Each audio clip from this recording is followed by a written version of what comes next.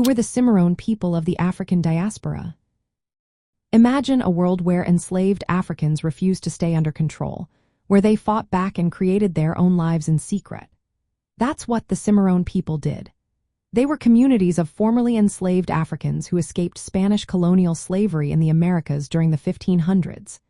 These brave groups settled in remote places like mountains, swamps, and forests to live freely, far from the reach of colonial authorities.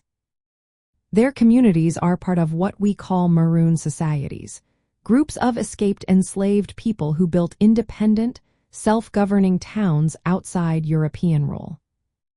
The word Cimarrón comes from the Spanish language and means wild or untamed.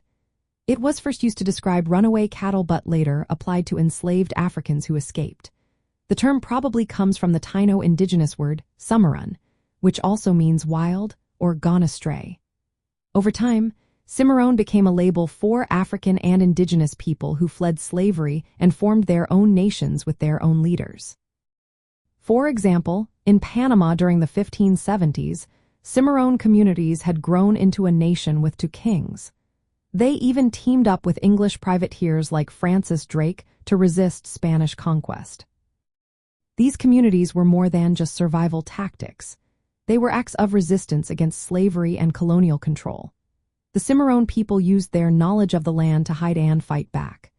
They also made alliances with European rivals of Spain, like the English, to stay free.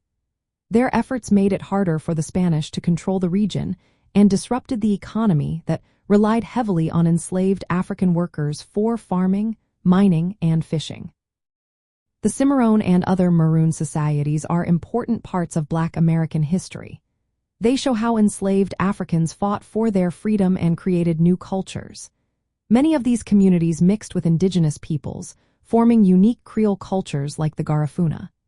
Despite ongoing challenges, they kept their African and indigenous roots alive through music, language, and traditions.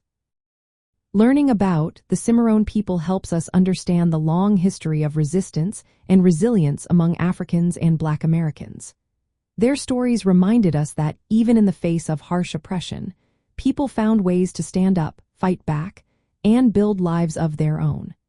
Their legacy is a powerful example of fighting for freedom and cultural survival across the African diaspora.